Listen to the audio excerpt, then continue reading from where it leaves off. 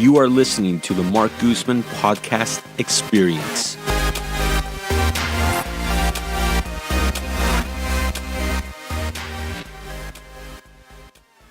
Okay, so this was a short Real Realtors episode because we have an event, all three of us, including my guests, have an event to go to after, so we had to do a hard stop. But I do want to say this show was on fire. We had legit good advice from both Alex and Rachael, from Facebook and Instagram marketing to how to perfect your listing presentation. We had some solid information here. I'm excited. This was one of my favorite. I'll have to have them come back out again because we could have kept talking for another 30 minutes to an hour easy on real estate tactics. So hope you enjoy the episode, and please go follow Alex and Rachael on social media. Give them a shout out and enjoy. Okay, so let's get started. So my guest today, we have Rachael Hand, who's the incoming president-elect for the Contra Costa Association of Realtors. Thank you for coming onto the podcast. Thanks for having me. And we have Alex Lopez from Keller Williams Realty, who's also on the Young Professionals Network. What's up, Mark? Pretty excited to be here. First time doing something like this, so awesome. It should be fun. Awesome. So let's just jump right into it. Now, this sub-series of the podcast is called Real Realtors. I like to sit down with one or two real estate agents and basically just talk real estate shop.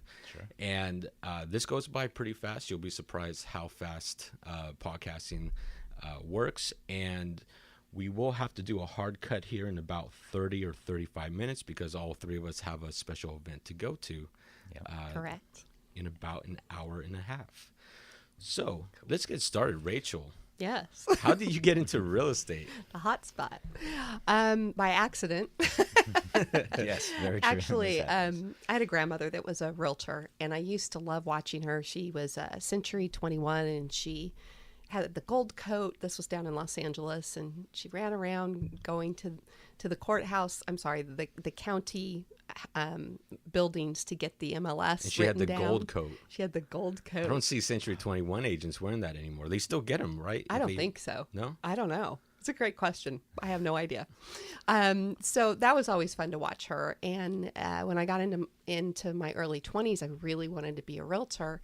But I had a daughter, and so I went and got started to get my license, and I kind of panicked over the whole insecure paycheck thing. With another mouth to feed, I just didn't feel it was right. So I sort of sidetracked into the studios down there. And then when I moved to the Bay Area, got into international relocation, got my real estate license. And when the economy tanked, everyone got laid off, right? So I have this real estate license. I'm in school getting my business degree, finishing that up, and I have to find a job. So I think, well, I'll just go sit in a real estate office and answer phones, and maybe something, maybe I'll make a little bit of money and find a job and do my homework while I'm at it, right? Just sitting there at my computer. And it turned into getting a lot of business, basically because in such a bad economy, many realtors were burned out. And my business just built from there. And it's just been kind of a phenomenal growth pattern since then. So that's awesome. Yeah. Yeah, great. And you're with Golden Gate Sotheby's, correct? Correct. Golden Gate Sotheby's in Lafayette. Okay, great. Alex? Yes. Now, we were briefly just talking about your story of how you got into real estate, and you got to share it. All right, sure. So like a lot of people that get into real estate, sometimes it's not expected. So that's why I laughed when you said that. I went to school for something totally different. I got my degree in criminal justice and a minor in communications, and ended up working at an alarm company for about 6 years. Shortly after I got there, I knew that, well, it's a good job, but I wanted to find a career. So I started taking classes for fun back at DVC. And so I came across real estate, and I was like, you know what, this is great. A lot of potential here where you can do so much: residential, commercial, property managing, investing, and all that stuff. So I was like, this is where I want to go. Took the classes, and 5 years later, though, I decided to finally take the exam. So because I wanted to save up, I got a lot of great advice from people saying, try to get into it and do it full time if you can. And so I made up my mind I'm going to do that. So work full time, real estate, and then I saved up some money, but I knew I wanted to get a a part-time job just to have a little spending money. So once I passed my exam, I gave my notice the next day, 3 weeks notice, and then when I jumped into real estate, I said, well, I got to find something to do part-time Friday, Saturday, Sunday, maybe evening, so I can still have open house time and all that. So I got a job delivering pizzas for Scipolini's in Walnut Creek, and it was Great quite a pizza. humbling experience. Yes, it was fun, though. It was one of those kind of jobs where you don't have to put too much mind thought behind it, so it was easy, and it was a good way to get to know Walnut Creek better. I got to know the neighborhoods, and quite a few stories came from that. It was quite an experience, some funny stories, but it was fun, and I did it for about a year, and I gave myself a goal of once I close 5 deals, I'm going to cut the cord and just do the real estate full time, and it took a little bit of time. My first year, I closed 4 transactions. Second year in the business, I was able to close 8. My third year, I did 14, and then this is my 4th year, and I'm on track to do similar to that, around Wow. 15. Congratulations. You're doubling the first 3 years. Yeah, the first 3 years, exactly. I was hoping to do 30 this year. Didn't quite make it, but yeah, it's been a nice little growth pattern, and I've been enjoying it ever since. It's been awesome. Now, you said something very interesting, is the advice that you got was to save up money and just jump into real estate full time. And that's one thing, a lot of agents jump into it. They're thinking they're going to get a first paycheck within the first month, and that's not the case. Right. I mean, what's the average time frame for a new agent to close a transaction? It's like 4, 5, or 6 months, something like that. Yeah, yeah. For me personally, it took 8 months before I closed my first deal. Luckily, I was fortunate. I ended up closing 3 that same month, so I kind of helped recuperate what I had lost in my savings. But yeah, so I saved up enough, and I was in a good position to where, I didn't. I was single, no kids.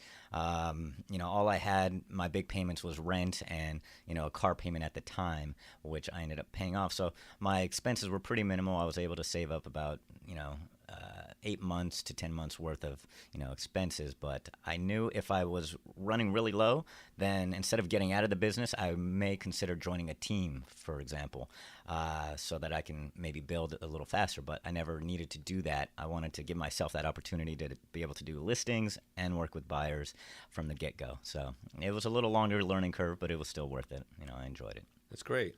Now, the one thing that we all have in common is that we all serve for the Contra Costa Association of Realtors in one capacity or another. Now, Rachael, you're the incoming president-elect for 2018. You'll be the president in 2019. Correct. So first off, congratulations on that. Congrats. I want to pick your brain a little bit here. How did you get involved into organized real estate, and what made you want to get to the top? Right. I was told by a mentor probably when I was in my 30s that if you ever want to be successful in something, volunteer. Just volunteer in whatever capacity you could find. And not necessarily in the industry you're doing, but even as a contribution to the community. Get involved and just be out there and get to know people, because it will create an energy around you that will just bring success.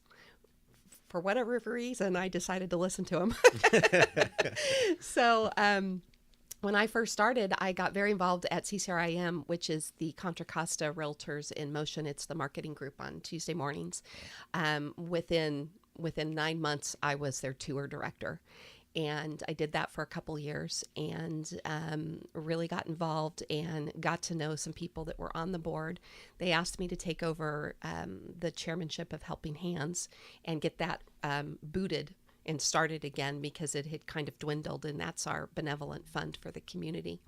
And so I took that over, and then the next year ran for the board, and the first year was a lot of learning, because it's a very intricate, involved process in the things that we do. And there's so many different avenues in terms of MLS and other technologies and membership and events. I mean, fun stuff like golf tournaments. And the political Young stuff we Professionals do. Network, Yeah.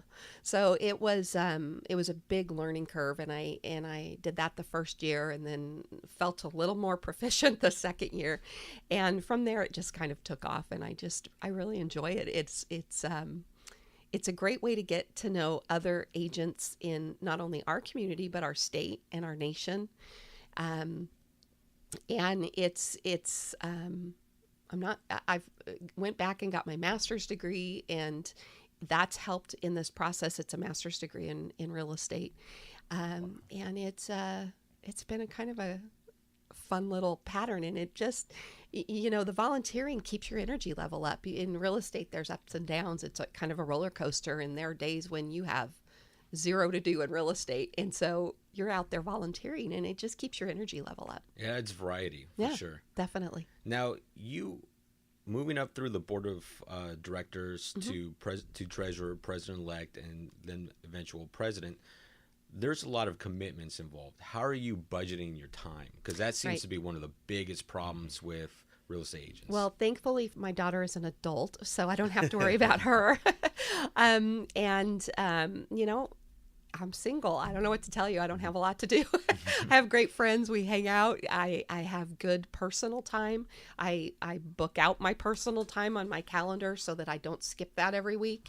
And I just dig in and I go. And I'm pretty good with time management, frankly.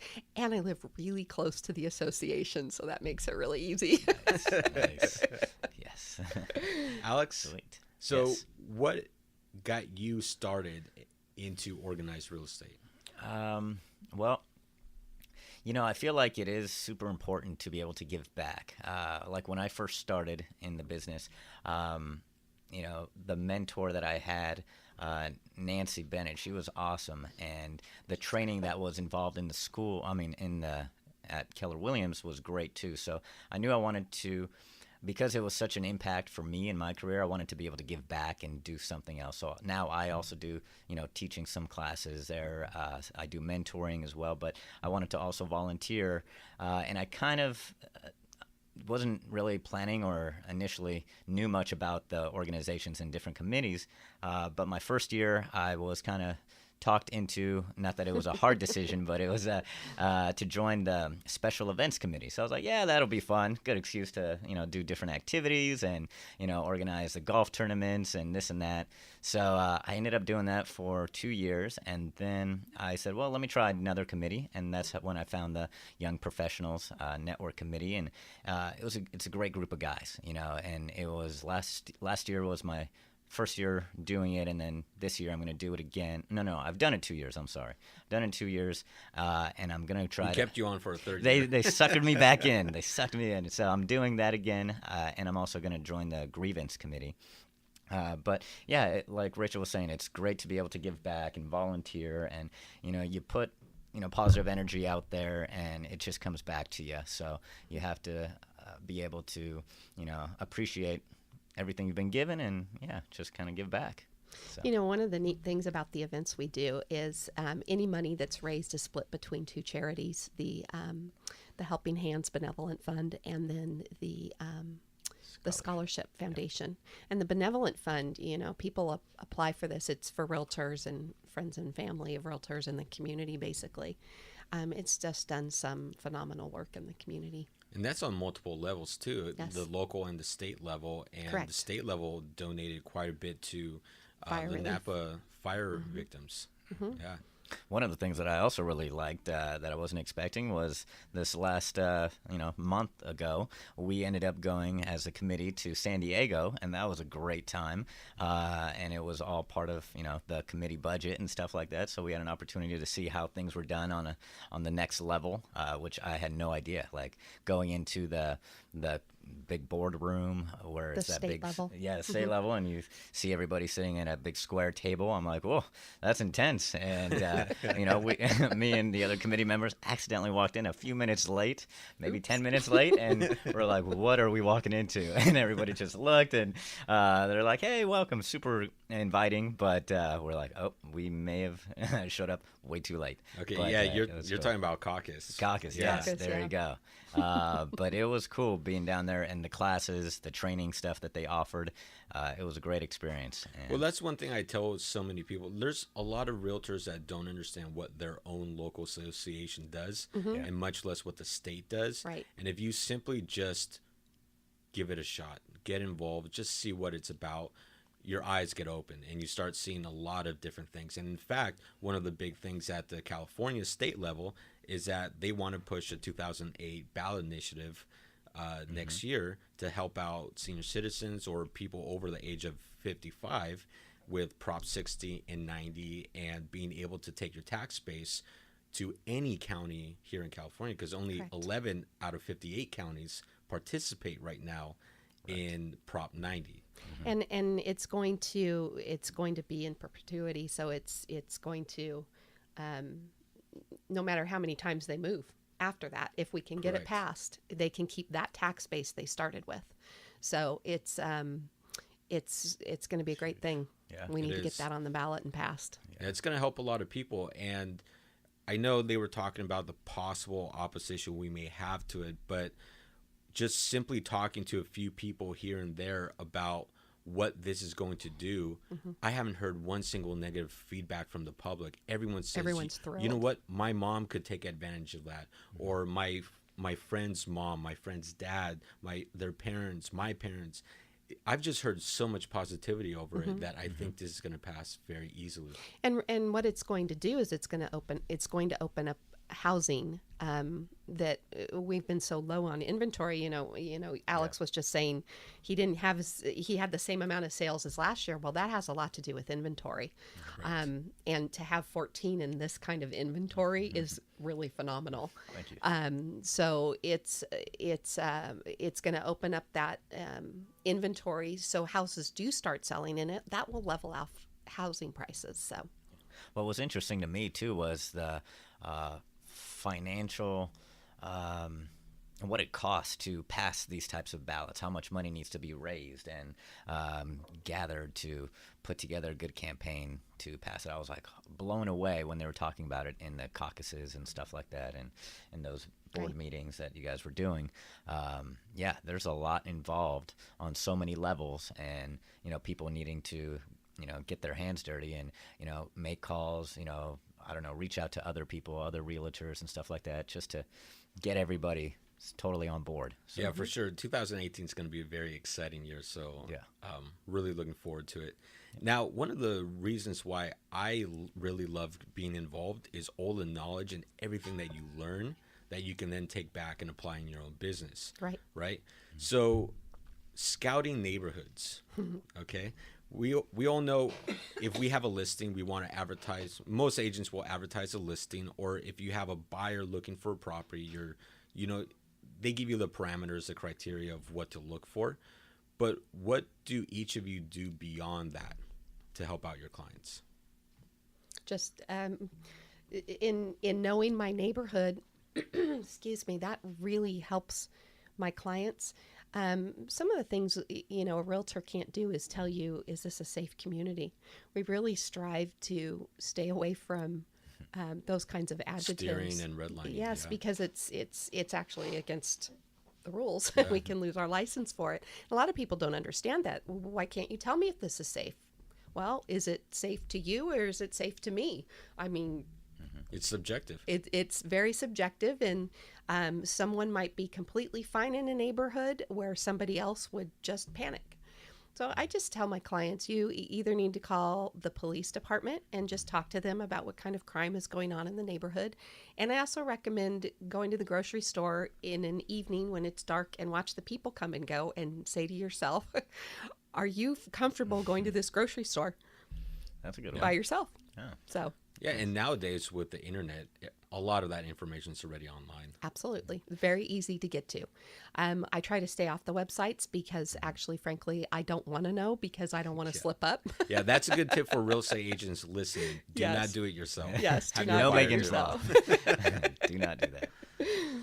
I had some clients meet the police by accident one day, just walking on a path they hadn't purchased yet. And they just happened to see these police. So they just cornered them and said, okay, tell me, where can I live? Where should I not live? And they're like, it's Walnut Creek. And they're going, okay. One little tip that I tell my clients if I'm helping buyers move into a neighborhood during our inspection time frame is I'll tell them to go knock on the neighbors' doors and ask them what they think about the area. Because if somebody's going to say anything negative about another neighbor, it's a neighbor. So Right. they will tell you the flat out truth. So it's good opportunity just to go knock, introduce yourself, say, yeah, I'm I'm going to be buying this house, and I just wanted to find out a little bit about the area. What are your thoughts? Blah blah blah, and will give you some good insight. Because when you're doing inspections and stuff, it's not just about the house, but you're investigating Right. the area. So go different times of the day, different days of the week, and get to know If you everybody. need public transportation, how Right. far away is the property from that? Right. Yeah, there's right. a lot to look into. It's not just a house; it's the actual neighborhood. And if you have kids, there's school ratings, and I tend to send them to websites for that too, because even though a school could be phenomenal today, it could be terrible in a few years, and you don't want to guarantee that high school is going to be great for their 5-year-old. You just don't know. Yeah. Get yourself in trouble. Now, that's on buyers' listings.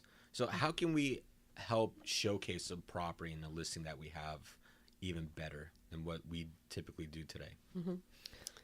Want to go or should I? Go for it. So I try to do something that maybe not everybody does. Maybe some people do is, and I'm trying to get it bigger and bigger. But when I have a listing that's going to come out on the market, I usually like to put my listings on the market on Friday morning, early Friday morning, so that it gets out to all the syndications and stuff like that for the weekend. And I do my first open house weekend that Saturday, Sunday.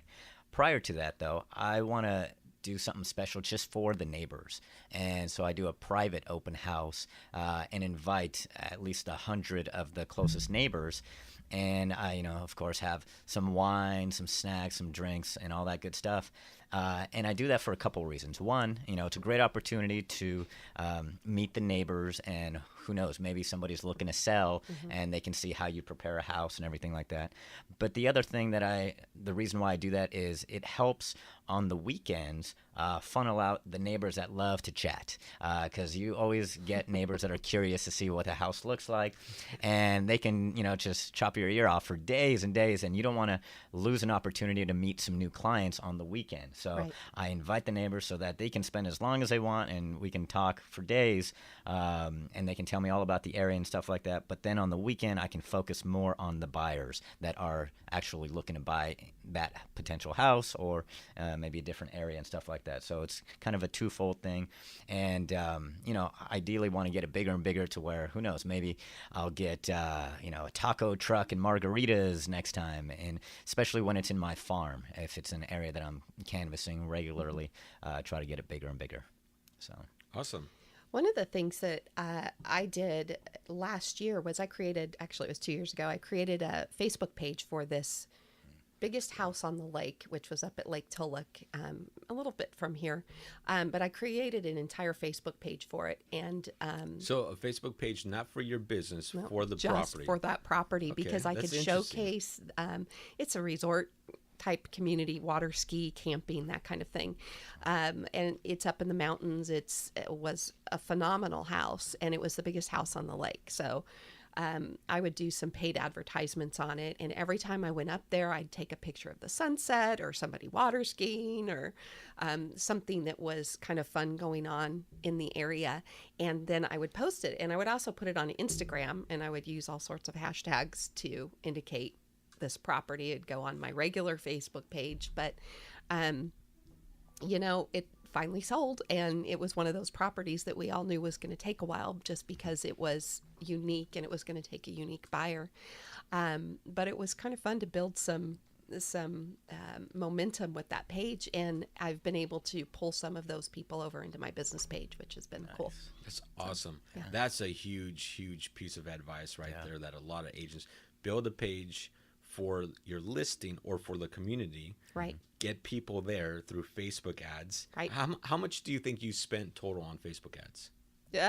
Just on that house? Yeah. Oh gosh, probably $1,500. Wow. Okay. I did a lot. So it was it was a really unique house, and I took the listing over from a different agent who'd had it for 3 years, and it took me a year and a half to sell it. So it was on the market for a while. It was priced a little too high, much too high. Yeah. Well, And we also had to with get those it down. unique homes, they take a while because you need to That's find that right. unique buyer That's to right. come in. Right. Yeah, those always take a long time, but I love hearing how you built the Facebook page, Instagram, using hashtags, and then spending money on Facebook ads, and that eventually helps sell it. Right. And you funneled people to your regular business page because Right. of it. Right. Exactly. Yeah. Yeah, social media has been such a huge component, and it's helped people in this industry, I think, tremendously, being able to advertise. And there's so many uses for it. So similarly, I created a community page on Facebook as well for my farm area, and try to help invite all the neighbors to join it so that I can keep people up to date on what's going on. But I also use it early on in my career, too, to kind of help hone in my skills. So I remember one thing that a good little tip that I got from a coach was, if you want to become great at listings, what really separates top producers from everybody else is the fact that they've been on so many appointments, right? So their confidence level is huge, and they know what works, what doesn't work. There's no magic bullet. There's no perfect saying or anything like that. So if you go on one appointment a week for the next 50 weeks, you'll know what works and doesn't work. It's like, oh, yeah, that sounds easy enough. If I had that, I'd be set. But he said, no, it doesn't matter if they're real appointments. If they're fake, that's just as good. But treat it like a real appointment. So he said, put together a CMA and, from start to finish, treat it like a legit one. So instead of calling everybody that I know, I use Facebook to reach out to everyone. And I put a little posting that said, this was back in 2016 at the beginning. And I said, 2015 was a great year in real estate. 2016 is looking to be even better. My goal is to master my listing presentation. So I would love to be able to go on one appointment a week for the next 50 weeks.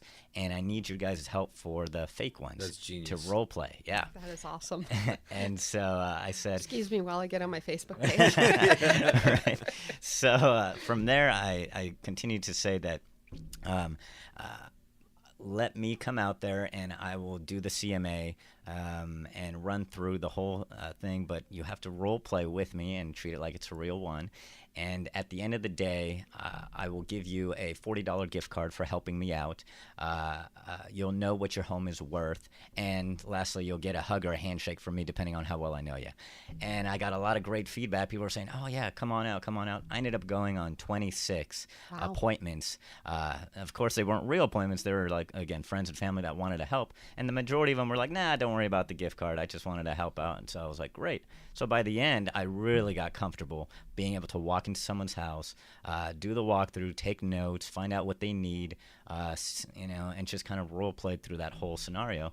And I was able to get proficient in putting my listing packet together, having it dropped off 2 days before I show up, and then showing up and doing the CMA and all that good stuff. So that helped me out tremendously on the listing side of it. And so I would give that advice to anybody out there that wants to get better at doing listing appointments, is do something like that. Reach out to Practice makes perfect. Yep. Mm-hmm. I love this podcast episode already. This is one of my favorites already. We love you too, Mark. Nailed it. No, it's great advice for people listening. I mean, this is advice I'm going to take back Yeah. and There do. you go. Yeah, I mean, it's awesome. Okay, so let's go ahead and talk about, have you guys had any chance to review the tax plan, the tax reform plan that the GOP announced? In partiality, honestly, Okay. the the biggest topic that I see right now regarding it is the mortgage interest deduction being capped at $500,000. Mm-hmm. And I think for most of America, that's going to be okay. Right. Because, I mean, you have many areas where values of homes are still under $200,000. Right. I mean, you can go to Texas for $250,000 Right. buy a mansion, right? But for California, where the average sales price, what is it, like 500 and some change, like the median actual price? Yeah. that's going to hurt a big chunk of people. So I wanted to And just that quickly median get your- isn't really reachable in the San Francisco Bay Area. Yeah. Or it probably, maybe in Los Angeles it is, but in most of the metro areas, it's not a reachable number. It's going to be much over that. You know what's funny is that I believe it was Channel 2 News that did a little segment about 2 months ago about Richmond being one of the most affordable cities in the Bay Area because you could buy a home for under $500,000, Right. and the home that they featured was for $520,000. Oh, jeez. Nice. That's Yeah, pretty and even that's changing because people are realizing they can buy a home here for less than in most places, and I believe it's the prices are changing quite a bit in Richmond.